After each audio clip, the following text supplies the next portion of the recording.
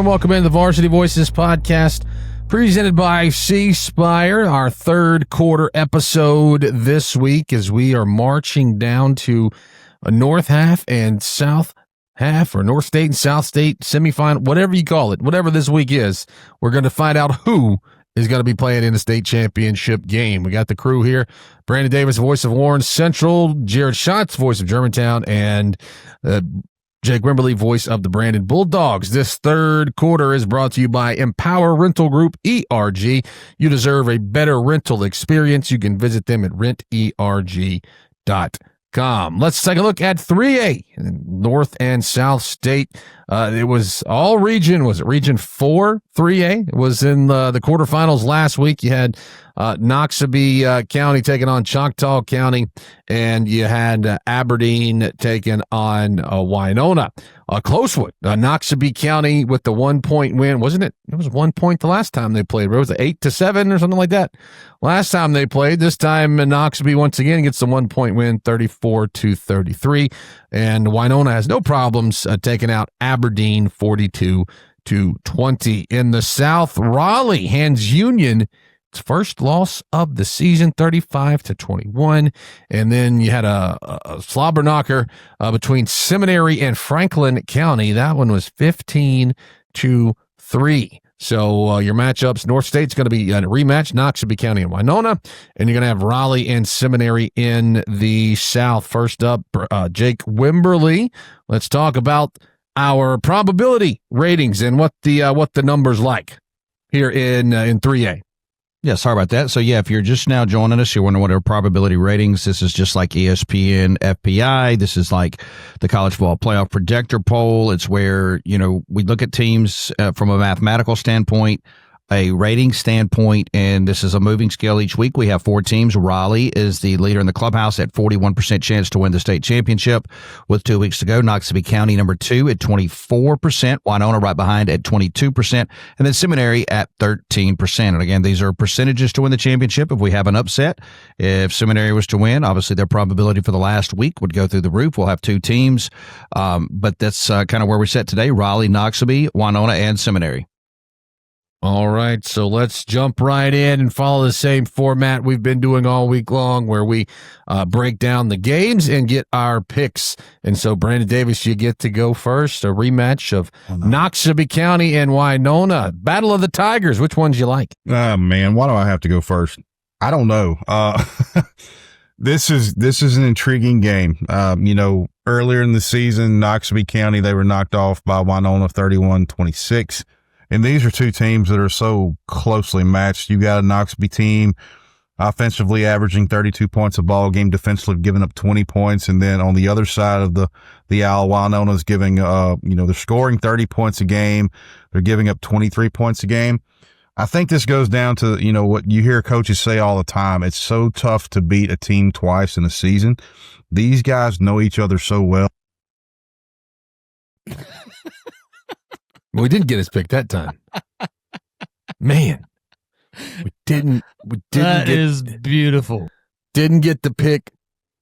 Didn't get the pick that time. So we're just gonna have to wait and see what he says. But anyway, we'll move it on to Jared Schatz. So Schatz, do we think Brandon's doing this on purpose so that he can? I don't know, man. He can listen to our picks and then go back and make his picks? Is that what he's doing? Look at that face, man. I like it. We're going to fun with that. Yeah, absolutely. Absolutely. Yeah, man. I mean, taking pictures of that. And he gone. All right, Davis. He sent him a text apologizing, man. West Point got him again. This time you're alive. This time it was Ridgeland coming after him this time. Yeah, we need to check on that internet out there in Warren County. I don't know what's going on, man. Hey, I used to make fun of me here in Itala County. He needs some Starlink. That's what he needs. Yeah, I used to make fun of me. We got out here. So I'll say this: Noxubee County looking to avenge that loss. I think they're a little more balanced. They've seen Winona, and Winona has one of my favorite names in Mississippi. Yoshawn Hudson, that's their running back. And Yoshawn averages 109 yards on the ground.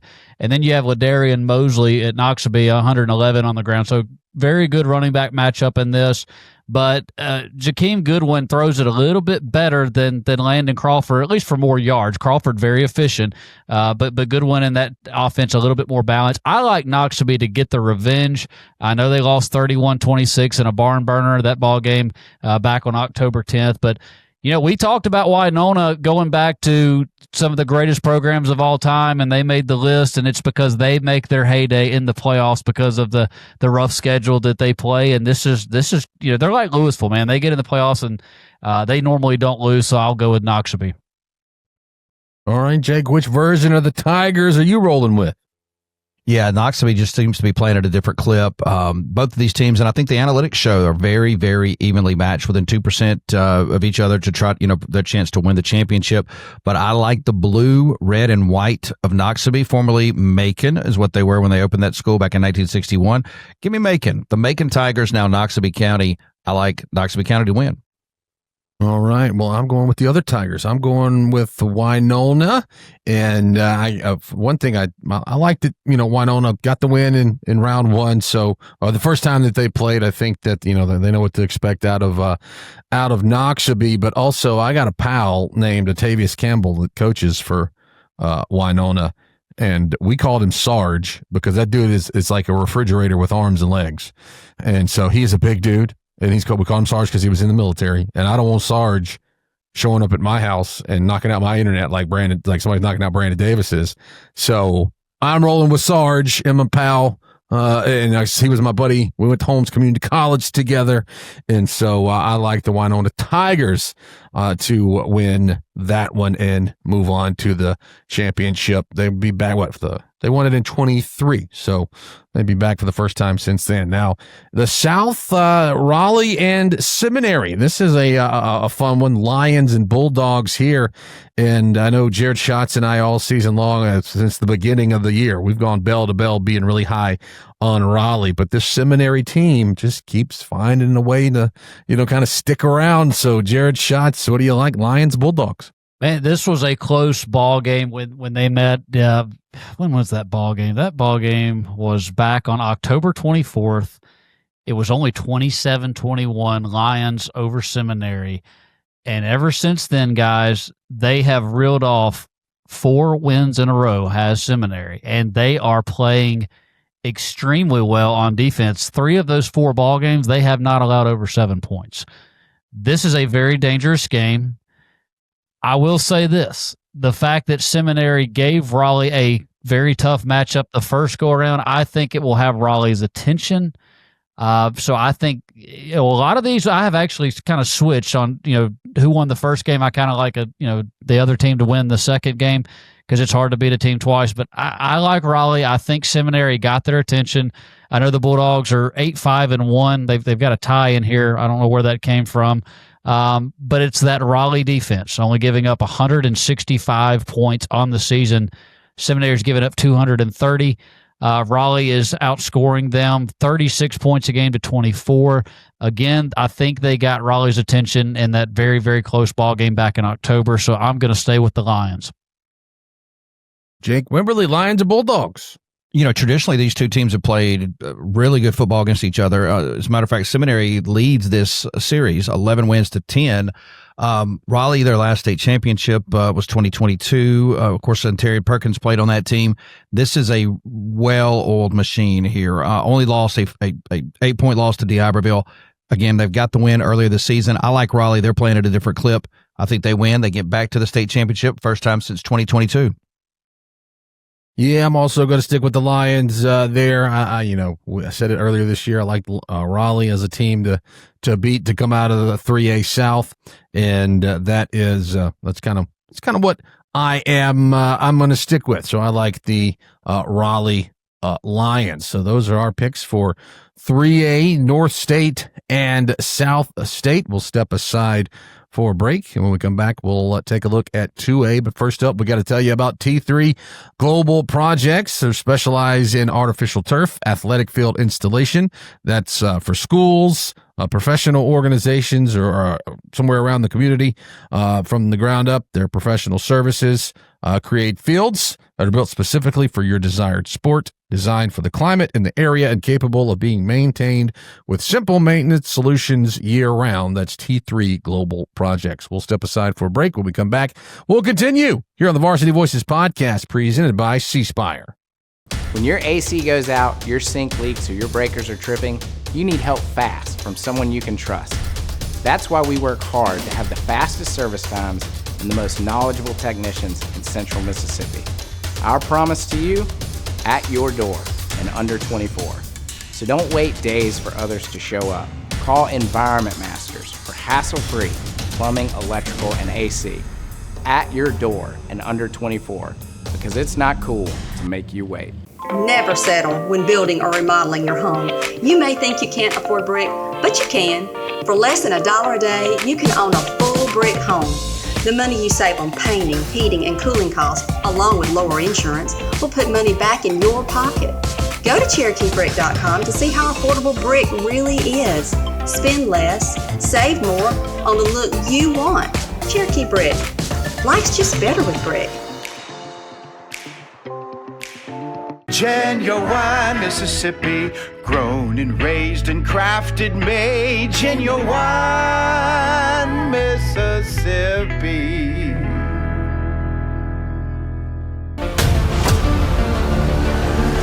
"27 yards. We're ready. Here it comes. Snap, hold, kick. It's up. It's away. And it's good. The Rebels win the 3A state championship on a 27-yard field goal as time expires. League 25, Tri-County 24. League Academy is state champion.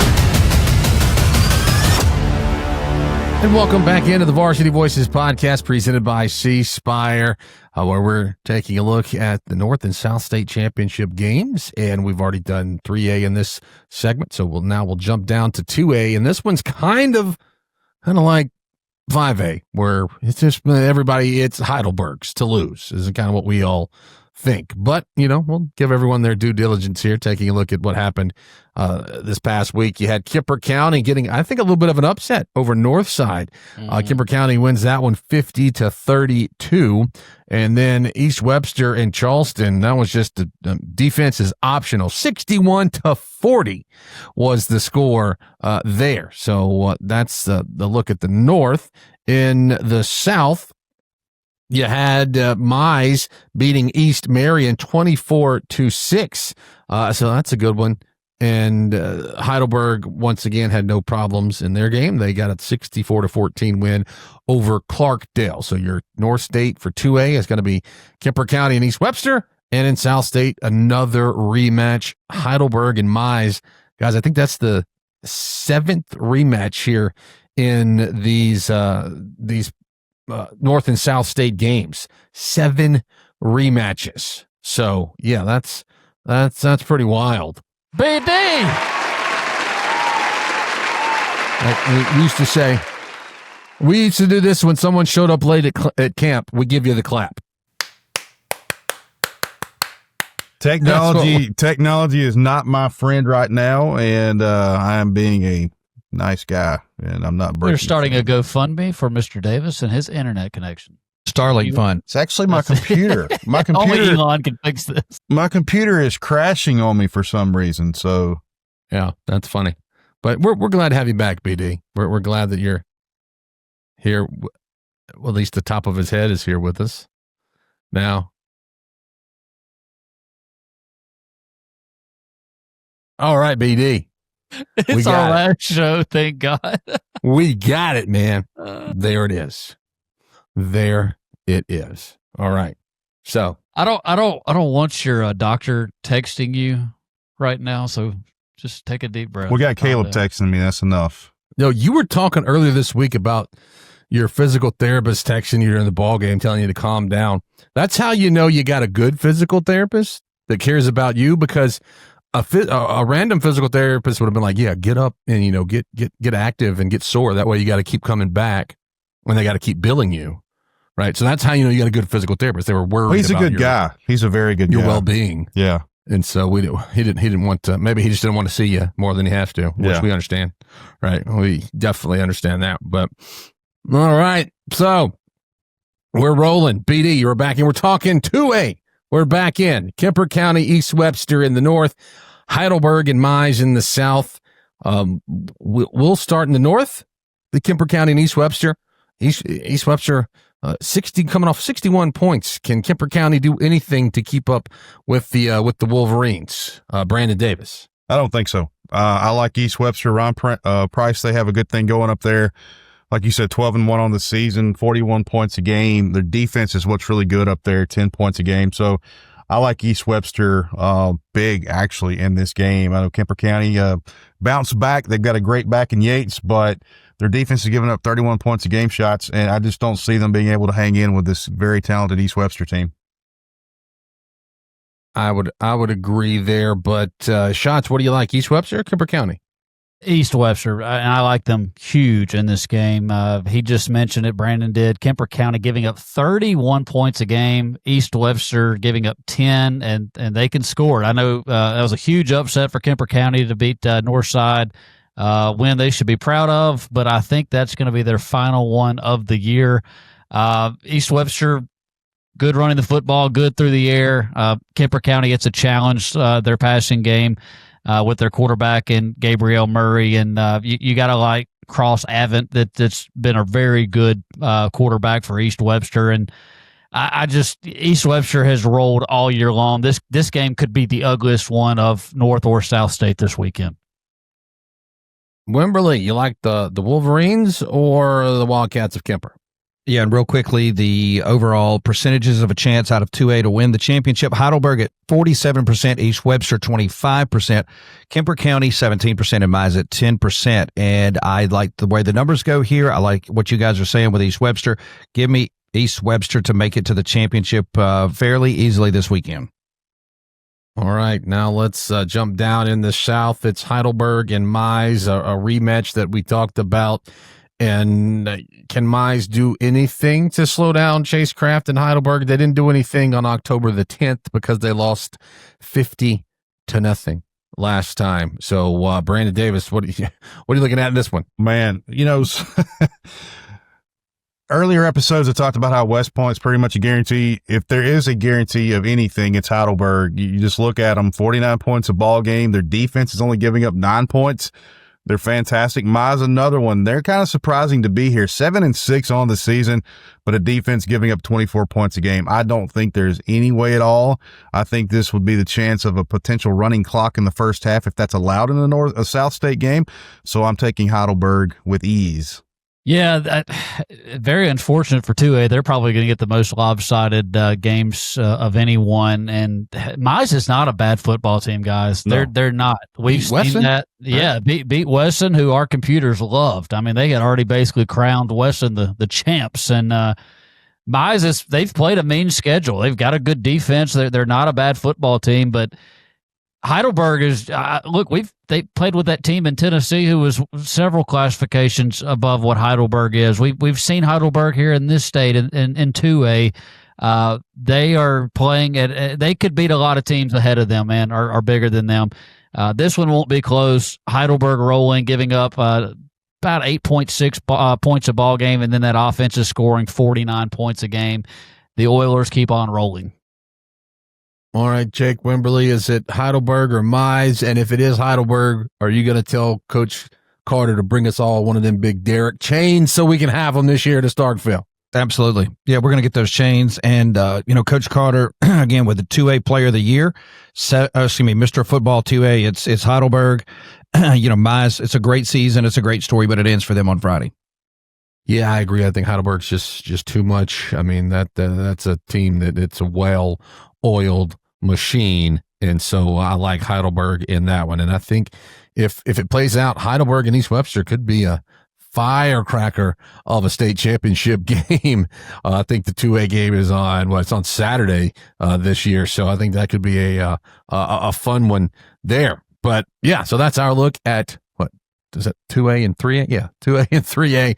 All the A's start running together here towards the end of the season. So we'll have one more episode for you to break down the 1A North and South State champions, and then we'll go back and maybe take a look at some of the MAIS, some of those ball games. Jake Wimberly was on the call for some of those, so we'll get his thoughts on those games, and then we'll turn the mic over to Jared Schatz for a unique perspective on a Leak Academy game. It was our own Jared Schatz has been called out, so you'll have to stick around for that one. Davis is loving this on our next episode. So that'll be next time you tune in, whether it's on YouTube or whether it's on Spotify or Apple Podcasts. But for Jared Schatz, Brandon Davis, Jake Wimberly, Breck Riley signing off from the Varsity Voices podcast presented by C Spire.